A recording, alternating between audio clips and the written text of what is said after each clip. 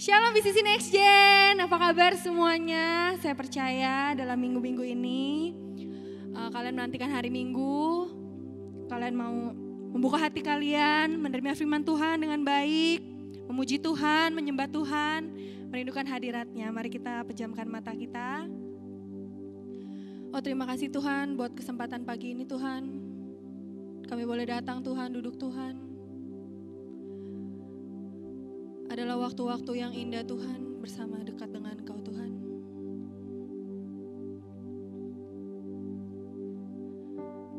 Terima kasih Tuhan, Kau boleh hadir Tuhan di setiap hidup kami Tuhan.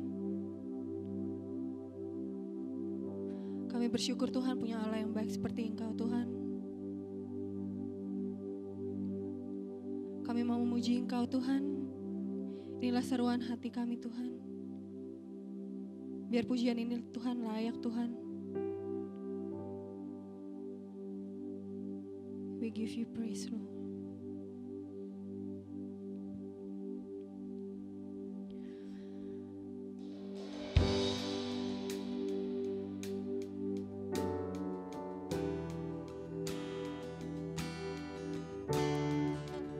Mari naikkan sebagai doa kalian.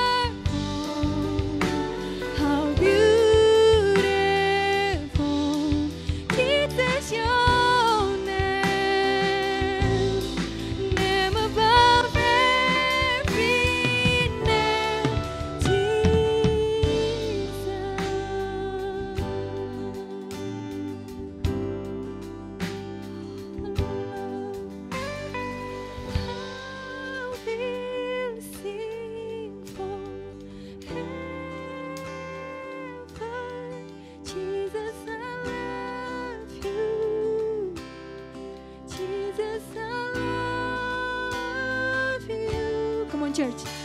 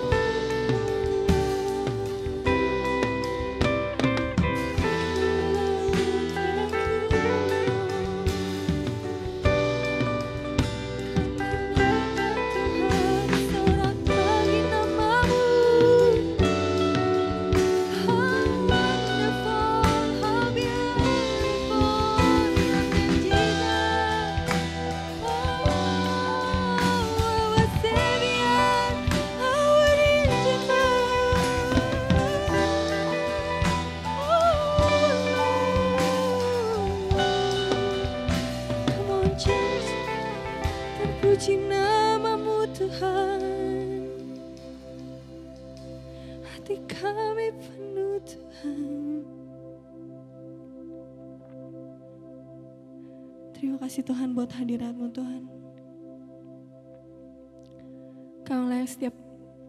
Kau yang layak terima setiap pujian kami Tuhan.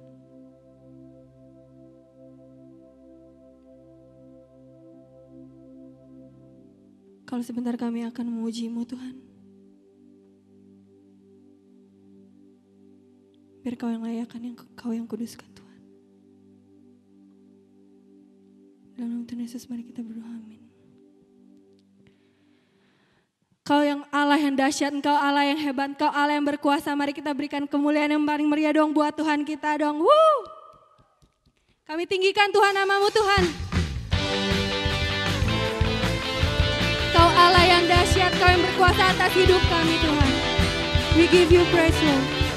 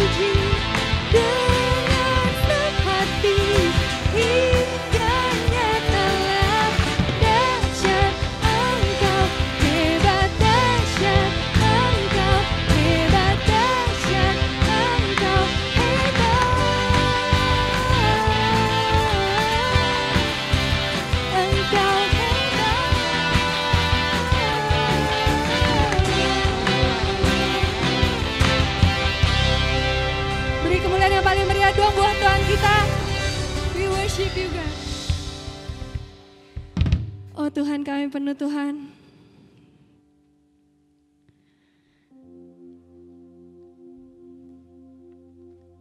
Memang di hadirat-Mu Tuhan kami rasa kami tenang Tuhan. Hanya di hadirat-Mu Tuhan tempat yang paling nyaman Tuhan. Kami bersandar kepada-Mu Tuhan. Kaulah sumber kekuatan kami, sumber pengharapan kami Tuhan.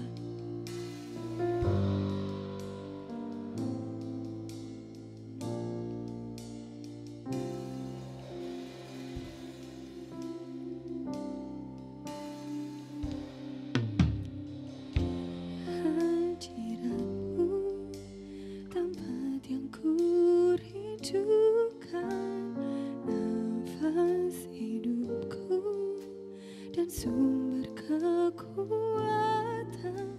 Di sana kau nyatakan isi hati dan rindumu, sehingga ku mengerti berharganya hidupku.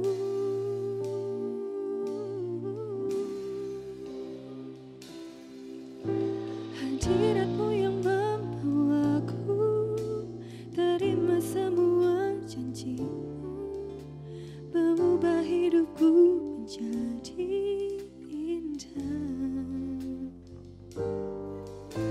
Hadiratmu yang menguatkan aku di dalam pengharapan. Yesus, untuk selamanya hiduplah dalamku.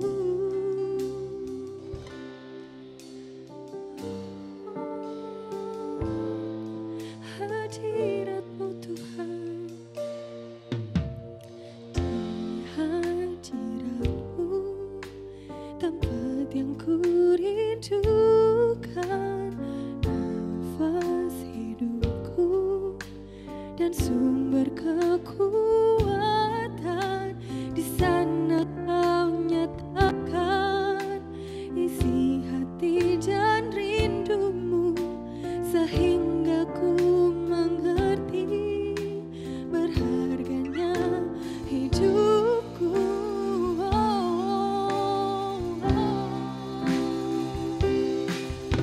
Hadiratmu yang membawaku, terima semua janjimu, mengubah hidupku menjadi indah. Oh, hadiratmu yang menguatkan aku di dalam pengharapan. Yesus, untuk selamanya hiduplah dalamku. Hadiratmu yang membawaku, terima semua janjimu, mengubah hidupku menjadi indah. Yes Lord, hadiratmu yang menguatkan aku di dalam pengharapan. Yesus, untuk selamanya hiduplah dalamku.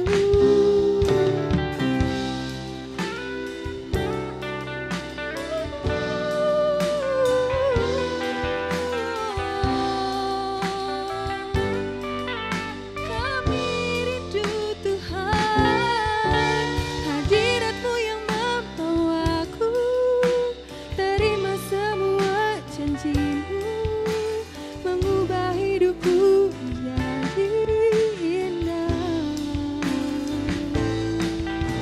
Hadiratmu yang menguatkan aku di dalam pengharapan. Yesus, untuk selamanya hiduplah dalamku. Yesus, untuk selamanya hiduplah dalamku.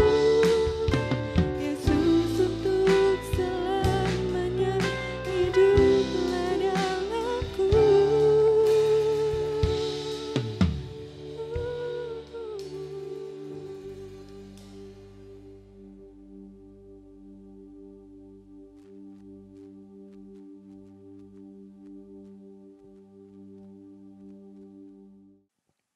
Mari kita berdoa. Tuhan Allah Bapa kami yang di surga, terima kasih Tuhan buat penyertaan-Mu yang selalu baik bagi hidup kami. Buat anugerah-Mu yang baik bagi hidup kami Tuhan. Tuhan, biar kalau sebentar hamba-Mu akan membagikan kebenaran-Mu Tuhan. Biar Engkau Allah yang terus pakai hamba-Mu untuk menyampaikan kebenaran ini Tuhan. Sehingga boleh setiap kami mengerti akan firman-Mu. Terima kasih Tuhan kami yang baik. Hanya di dalam nama Tuhan Yesus kami berdoa dan kami mengucap syukur. Haleluya. Amin. Selamat siang teman-teman teen sekalian. Teman-teman, di sepanjang bulan Agustus ini kita masih membahas sebuah tema yang berbicara mengenai hati. Nah, kalau teman-teman perhatikan di mana di minggu pertama saya membagikan mengenai hati yang bijaksana. Di mana C. Elin juga ada membagikan mengenai hati yang tidak keras. Lalu Konandi membagikan hati yang mengampuni. Nah, pada kesempatan siang hari ini teman-teman, saya kembali membagikan mengenai hati yang degil. Nah, teman-teman, kalau kita boleh kembali flashback, kita boleh kembali membaca kisah di mana ketika Yesus di hadapan mahkamah agama. Ada sebuah peristiwa yang membuat saya merenung, teman-teman. Di peristiwa itu menggambarkan Yesus itu ketika diolok, ketika Yesus diludahi, ketika Yesus ditinju. Di situ peristiwa itu menggambar dan mencatat pribadi Yesus yang gak marah. Kita coba sama baca di Matius 26. Matius 26 ayat 68. Teman-teman bisa baca di mulai Matius 26 ayat 57. Saya secara ringkas aja langsung ini judulnya adalah Yesus di hadapan mahkamah agama. Lalu saya langsung baca ke ayat 65. Maka imam besar itu mengoyakkan pakaiannya dan berkata, ia menghujat Allah. Untuk apa kita perlu saksi lagi? Sekarang telah kamu dengar hujatnya. Bagaimana pendapat kamu? Mereka menjawab dan berkata, ia harus dihukum mati. Lalu mereka meludahi mukanya dan meninjunya. Orang-orang lain memukul dia dan berkata, cobalah katakan kepada kami, hai Mesias, siapakah yang memukul engkau? Teman-teman, kalau kita lihat ada sebuah peristiwa yang menarik. Kalau ini menggambarkan kisah kita sebagai manusia pada umumnya, mungkin kita sudah marah. Kenapa? Sebuah peristiwa, sebuah tindakan yang sangat melecehkan. Di situ digambarkan bahwa Yesus diludahi. Di situ menggambarkan ketika Yesus ditinju, bahkan mereka mengatakan bahwa siapa Mesias yang meninju mukamu. Jadi sebuah bahan bercandaan. Tapi di situ Yesus menggambarkan sebuah sikap yang gak marah.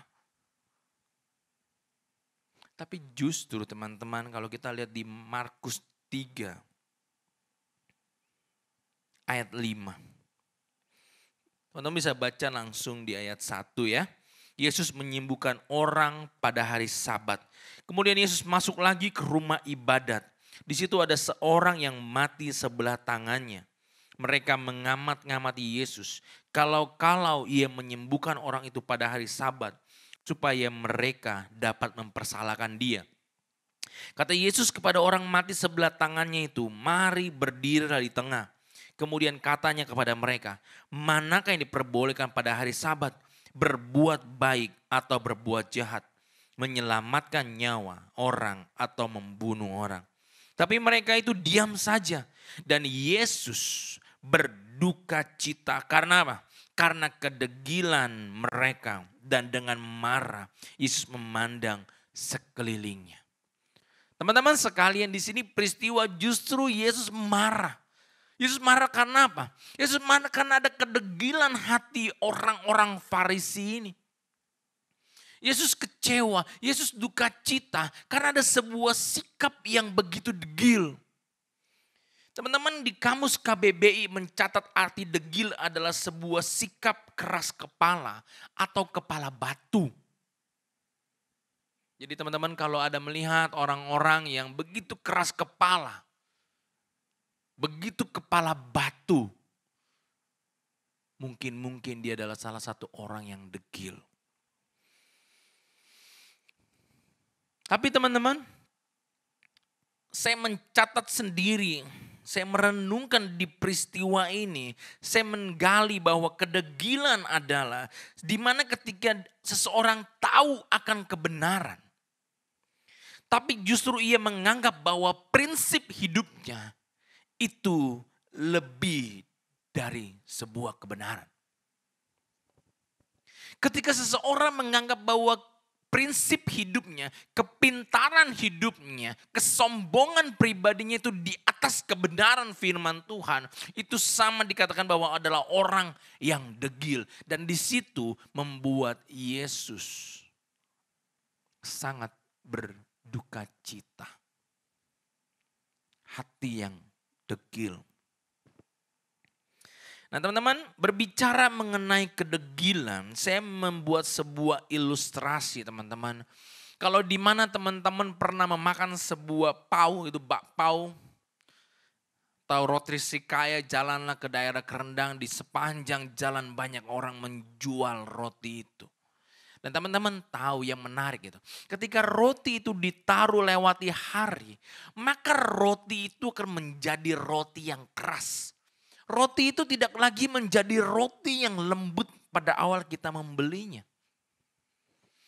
Justru roti itu menjadi keras. Kenapa? Karena roti itu dibuat lama tidak dimakan sehingga membuatnya menjadi keras. Demikian teman-teman, ketika kehidupan kita, ketika kita tidak makan roti itu setiap harinya, yang menggambarkan firman Tuhan, bisa membuat kelamaan kita punya hati itu menjadi keras seperti roti.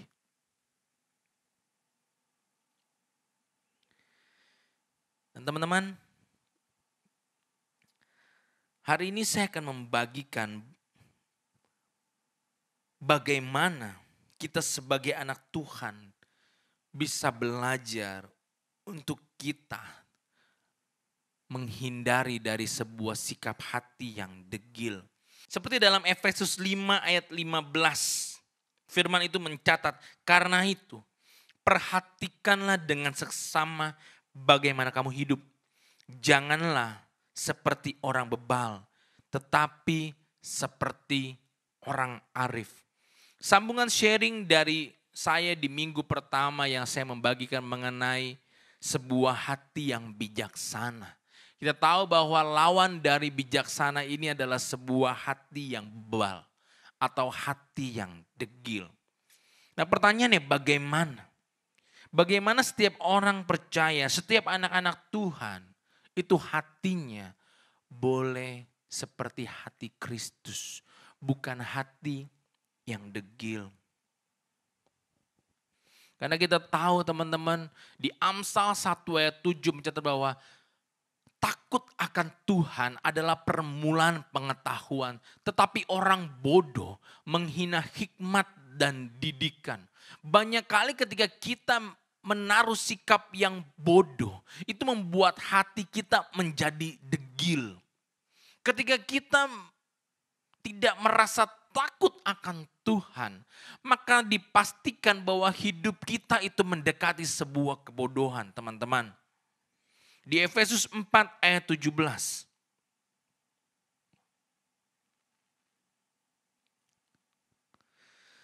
Sebab itu kukatakan dan kutegaskan ini kepadamu di dalam Tuhan. Janganlah hidup lagi sama seperti orang-orang yang tidak mengenal Allah, dengan pikirannya yang sia-sia dan pengertiannya yang gelap, jauh dari hidup persekutuan dengan Allah karena kebodohan yang ada di dalam mereka dan karena kedegilan hati mereka. Bagaimana seseorang dikatakan adalah orang yang degil, itu apa? Orang yang hidup tidak mengenal Allah. Ketika seseorang yang tidak mengenal Allah dalam kehidupannya, maka kenikmatan dunia, tawaran dunia itu lebih melekat di dalam kehidupan seseorang. Kita tahu di kitab Roma mencatat bahwa janganlah menjadi serupa dengan dunia. Karena di dunia ini banyak menawarkan kita punya prinsip di atas kebenaran. Sehingga membuat kita itu menjadi degil. Karena kita menganggap bahwa prinsip kita, kepintaran kita, kehebatan kita itu di atas kebenaran firman Tuhan. Pengenalan akan Allah yang kurang.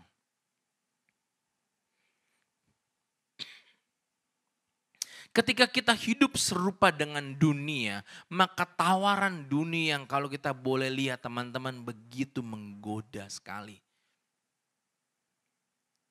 Banyak statement mengatakan bahwa lu gak ngerokok lu, wah lu cemen lu. Dunia menawarkan hal demikian. Ketika kita pengenalan akan Tuhan dalam hidup kita, gak ada. Itu yang membuat sikap seseorang menjadi degil. Dengan pikirannya yang sia-sia. Nah teman-teman, belajarlah untuk setiap kita untuk mengenal pribadi Tuhan lebih dalam lagi. Belajarlah untuk pengenalan akan Tuhan secara pribadi. Bukan kita dengar Yesusnya orang, Yesusnya si A, Yesusnya si B, Yesusnya si C. No. Tapi pengenalan pribadi akan Yesus yang kau alami dalam hidupmu setiap harinya. Setiap hari ketika kita tahu bahwa takut akan Tuhan adalah permulaan pengetahuan. Jadi ketika kita takut akan Tuhan, di sana membolehkan kita untuk jauh dari kebodohan, hati yang degil. Sehingga teman-teman, apapun keadaanmu dalam tiap harinya, jangan lupa untuk makan makanan rohani pengenalan akan Tuhan. Yang akan membuat kita semakin tahu tentang isi hati Tuhan dan menjauhkan kita dari sebuah hati yang keras. Yang kedua teman-teman, poin yang kedua yang saya mau bagikan adalah janganlah menjauhi persekutuan dengan Allah. Di Efesus 4 yang tadi kita baca ya. Dan pengertian yang gelap jauh dari hidup persekutuan dengan Allah. Karena kebodohan yang ada di dalam mereka dan karena kedegilan hati mereka.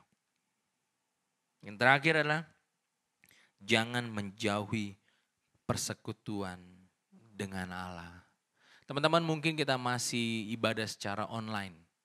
Mungkin kita masih komsel secara online. Tapi jangan menjauhi pertemuan-pertemuan meskipun secara online. Karena di mana ketika kita bersekutu dengan Tuhan, 2-3 orang bersekutu di dalam nama Tuhan, baik secara online pun saya yakin Tuhan hadir di tengah-tengah kita teman-teman. Jangan menjauhi persekutuan dengan Tuhan. Karena apa? Karena persekutuan kita dengan teman-teman yang lain pun sesama teman rohani kita. Itu bisa mengingatkan kita kembali ketika kita di dalam track yang sudah keluar. Persekutuanmu dengan teman-teman yang lain itu bisa mengingatkan setiap kita ketika kita sedang berada di track yang keluar jalurnya. Itulah kenapa teman-teman seperti di Ibrani seperti dikatakan bahwa janganlah menjauhkan dalam pertemuan-pertemuan ibadah. Banyak orang luar mengatakan bahwa mau ngapain lu ibadah, mau ngapain lu komsel, mendingan lu ikut gua hangout. Dunia menawarkan. Prinsip dunia menawarkan. Tapi ketika kita anak Tuhan bahwa kita tahu dengan kita tidak menjauhi persekutuan dengan Allah. Itu mendekatkan hati kita semakin serupa dengan Kristus. Demikian teman-teman, teen sekalian yang saya bagikan, biarlah kita boleh memiliki hati yang semakin serupa dengan Kristus. Hati yang boleh begitu lembut, hati yang tidak keras. Itu dengan apa? Mulai kita tidak menjauhi pertemuan-pertemuan dengan sesama orang-orang percaya dan pengenalan akan Allah secara pribadi melalui tiap harinya. Mari kita berdoa. Bapa kami yang di surga, terima kasih Tuhan buat hari ini.